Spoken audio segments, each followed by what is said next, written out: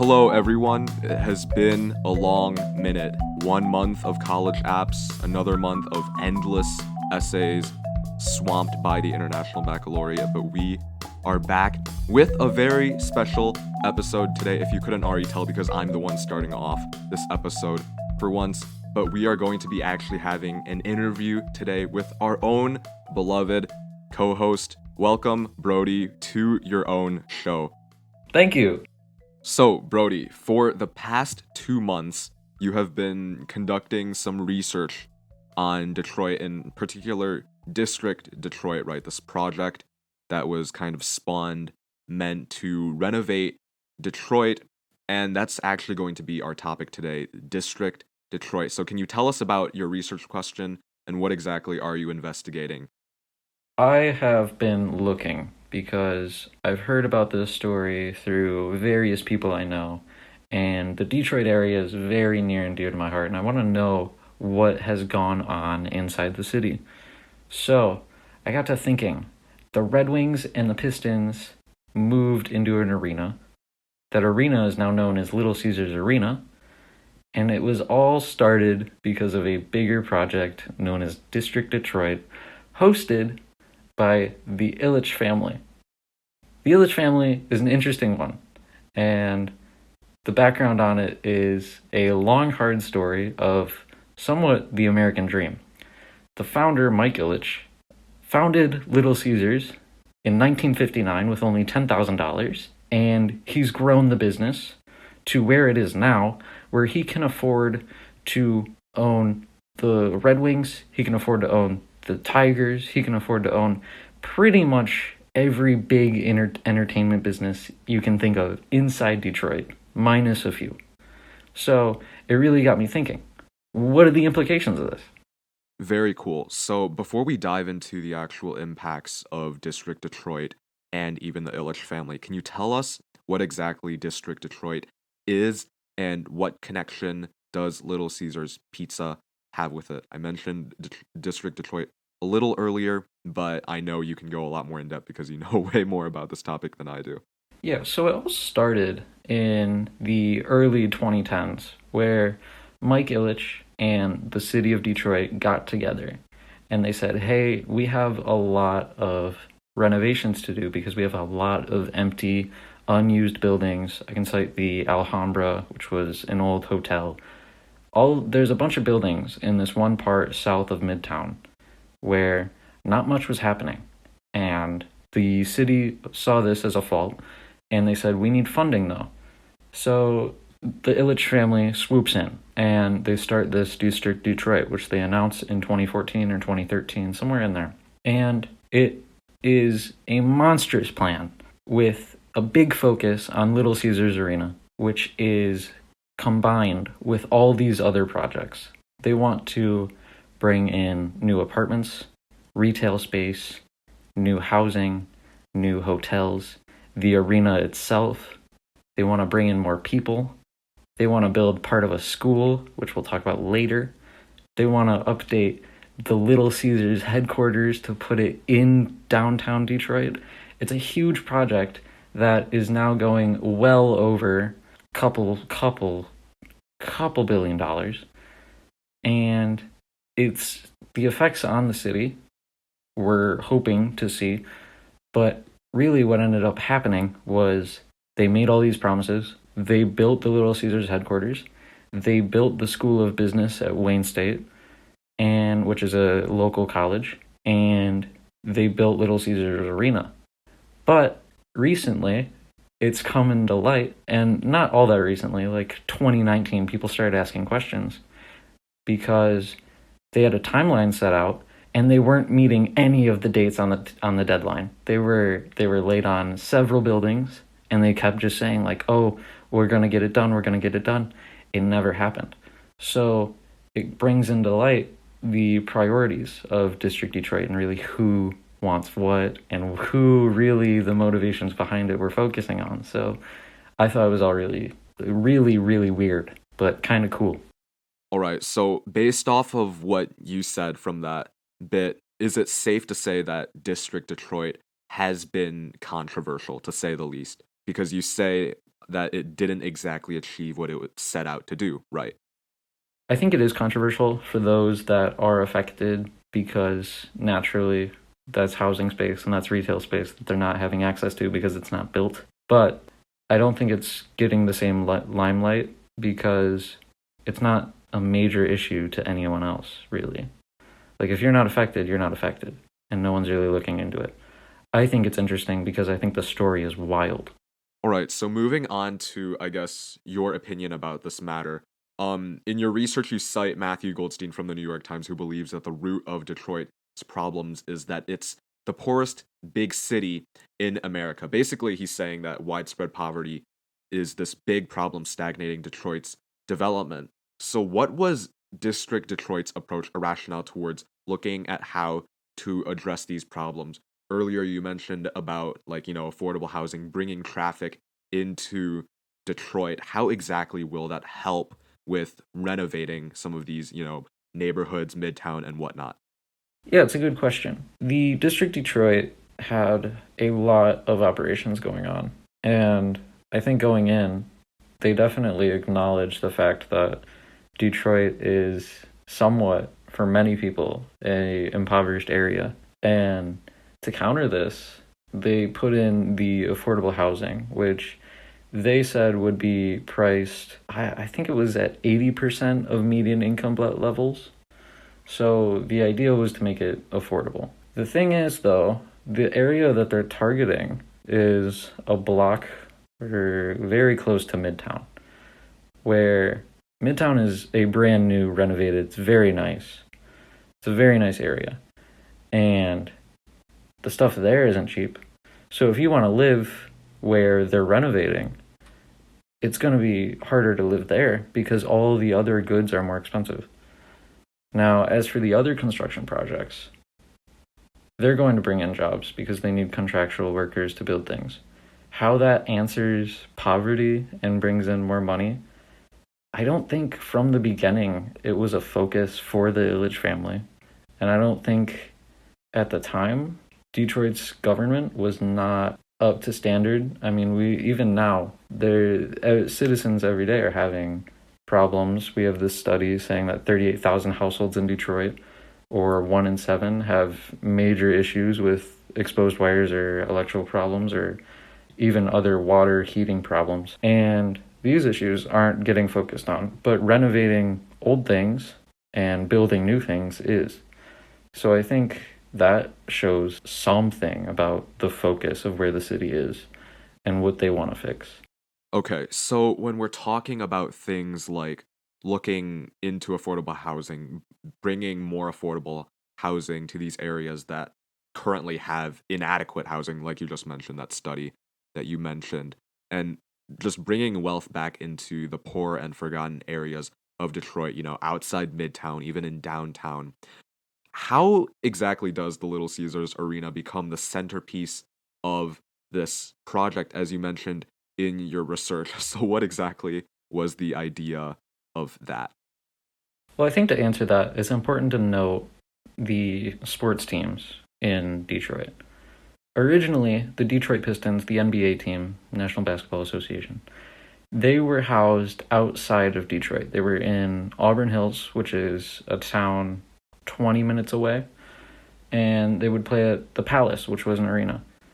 That got torn down when they built Little Caesars Arena, which was really quite frustrating because that arena was only 20 years old at the time, or 30 years old. It was really young. And now you have the Pistons and the Red Wings, the hockey team, playing in the same building, and it's all downtown, which benefits the Ilitch family, who I talked about earlier, how they own Little Caesars Arena. They're able to get more. They're able to get more money. They're able to get more traffic. But I think what it also does is it brings consumers into the area for more time. And more time means they can spend more. So I think going back to what the original building started, the building came with a healthy price tag of $863 million, which consumers paid $324 million of which in taxes that indirectly went to the construction of the stadium. On average, that's about $480 per civilian in the city. So, I mean, I think that's something. But what we're not seeing is the repercussions on the economy. We're not seeing it being paid back out to consumers. We're just seeing more traffic, which I'm interested in seeing because we didn't really get to see it because of the pandemic. Everything shut down. We weren't able to see the actual growth. But LCA, the goal was to bring everyone down there. And I don't know, I can't conclusively say that it happened. All right, so you did begin to answer the question, but in retrospect, did the arena, I guess, achieve what it was meant to achieve? So, did bringing more traffic in, because it did, I would imagine that the arena did bring in a lot of people to Detroit, but did this traffic actually increase revenue and like add to funds for development in Detroit going towards again this project? Because the arena was a publicly funded project for District Detroit, right? So did did the revenue offset the initial costs of the project? Again, you mentioned $863 million for the arena, of which like almost a half was paid by the residents of Detroit. Was this ultimately justified towards the end where the revenue did actually offset the initial costs and now it's being used to develop Detroit? Is that happening right now? I'm going to come out and say it. The Detroit sports teams are some of the worst sports teams to ever play sports. The Pistons are doing okay. The Red Wings are doing okay. The Tigers are, well, and then the Lions are absolute doo-doo. So, from the beginning, consumers aren't coming down to see big games at Little Caesars Arena because we don't have big games. We just lose them.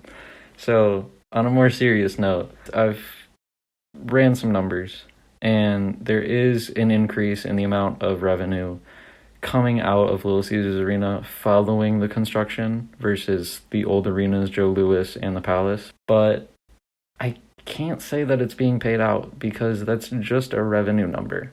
It's hard to determine how much profit they're actually making because naturally the arenas aren't public companies. They don't have to file that. They don't have to report that. What I can say for the other projects, because LCA, well, the centerpiece, if you say that, if we look at it and say the increase in consumers didn't happen and we're not seeing the economic growth, the other projects like the hotels, the affordable housing, much of which has not been completed. So those effects, those repercussions that consumers should be experiencing, they're not seeing them because they're not there.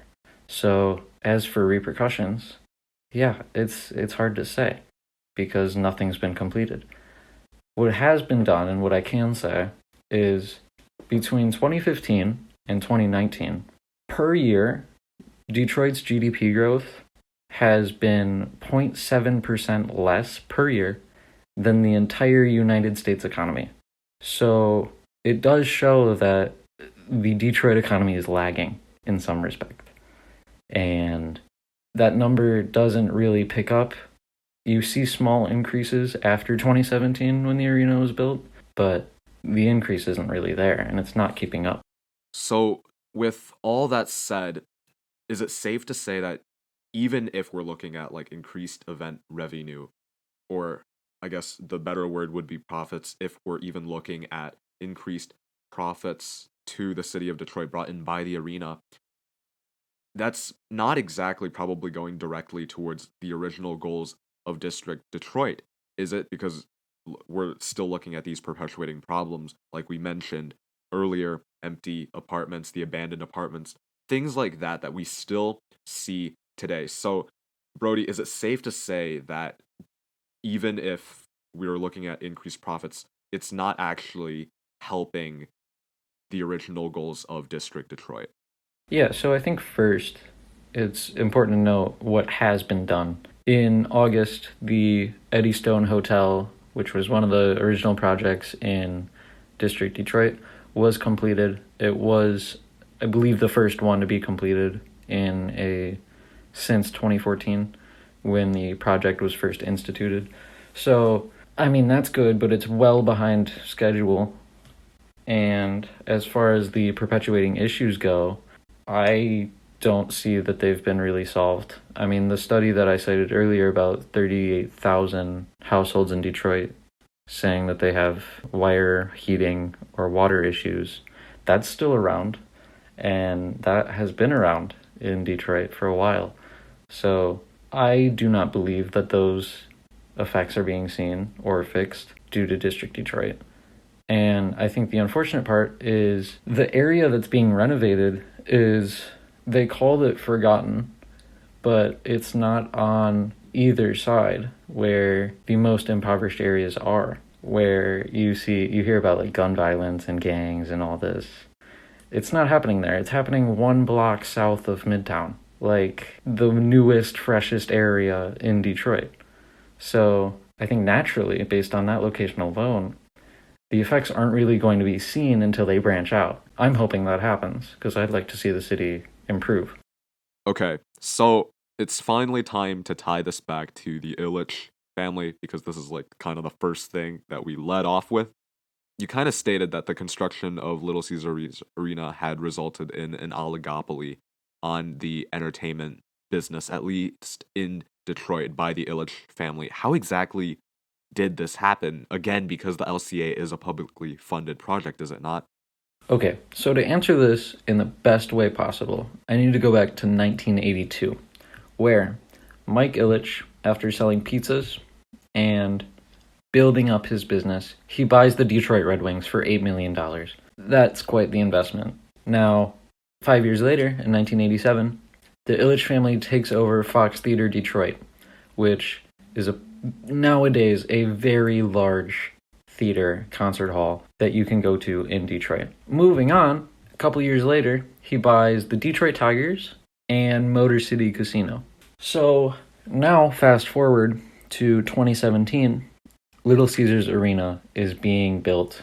It's being finished. The sports teams are coming in, and all of a sudden, the sports teams need to price out where they're going to be for the following seasons. Their main competitor is Ford Field, because they don't need to compete with Comerica Park, which is the Detroit Tigers stadium, because the Ilitch family owns that.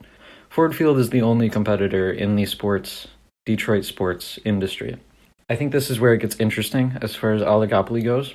Would you rather pay $80 to $90 for a ticket at Ford Field, or would you rather pay $46 or $39 for a Pistons ticket at Little Caesars Arena? This is where I think the magic happens, because what Little Caesars allowed the Ilitch family to do was combine the two teams, and then you can charge half the price for each game, because the revenue adds up in the end, because you're getting money from both tickets. So the arena was able to charge half the price that Ford Field, their main competitor, was selling at. And those seasons go well beyond the Detroit Lions season.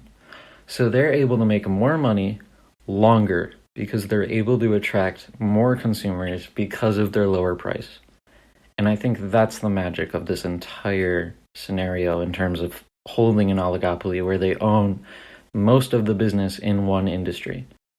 Right, okay, so the Ilitch family has this oligopoly, but how does that work? Because the Little Caesars Arena, again, was this publicly funded project, part of District Detroit, no less, which was meant to renovate the city of Detroit in the first place, right? So why does buying a ticket at the LCA fund the Ilitch family pocket and not the pocket for Detroit's renovation and development? How does that work?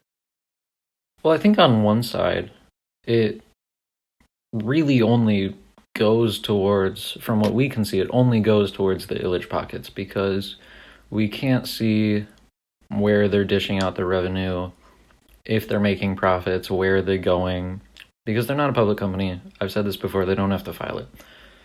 But I think another way that we're seeing effects on consumers, and going back to the affordable thing, the affordable healthcare, or not healthcare, affordable housing, fixing the impoverished areas in Detroit. If you have more consumers going down there and they're paying for these games because they can get them at less of a price, and they're going down there more often because the season's longer, what we can see hopefully, is these consumers are going down there and they're spending their money into the Midtown and nearby Detroit economy, and hopefully it spreads out. So I like to think that hopefully the money is not only going into the Ilitch family pockets, despite everything they own. Like, their hold on the entertainment business in Detroit is massive. Casinos, theaters, arenas, everything. I like to think that it circulates because these consumers are spending their time and their money in the area, but it's unclear to say from data. All right, so if we look at somewhat two sides of the coin here, looking at the benefits of LCA, if we're looking more into the ripple effects, if that makes sense. So even if revenue from the LCA might not be directly going towards funding the abandoned apartments in Detroit, for example, I would imagine, like you said, that bringing in all this traffic has resulted in at least a ripple effect in bringing more attraction to, for example, small businesses and vendors in Detroit, for example.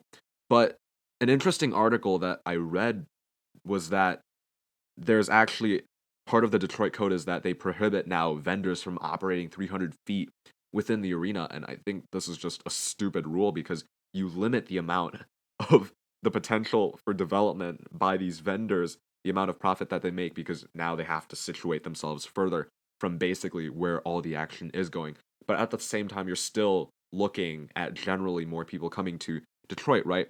So I guess my question is, which side of the coin wins out, in your opinion, based on the ripple effects, not just looking at the direct revenue and profits brought in by the LCA?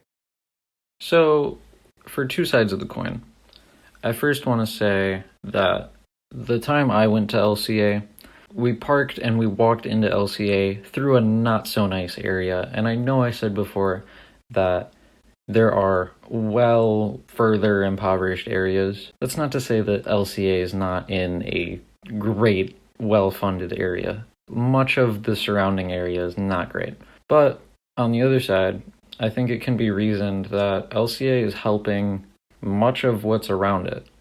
According to the Detroit Economic Outlook for 2019 through 2024, it found that resident income from small businesses increased 33.7% in 2017, the year following the beginning of the plan. More attraction to the area resulted in more consumption.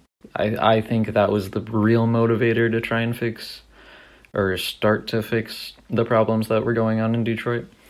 And I think by seeing that, it's a confirmation that growth is possible. I don't know that it's being fully realized, but I think LCA and the construction really helped the Ilitch's pocket. They were able to build that new headquarters. They were able to build this new oligopoly with the pricing of tickets. They were able to expand their empire. But I think in the long term, it's possible to see a growth in the Detroit economy, which I'm hopeful for. Thank you so much, Brody, for attending your very own show. This has been the High Volatility Experience. We would just like to say that from this point on, we will be trying to utilize a more consistent uploading schedule. Again, the past 2 months have been difficult as we are students, but like I said, we will try to be more consistent and you will have more content to look forward to in the future. So thanks for tuning in with us, and this has been the High Volatility Experience.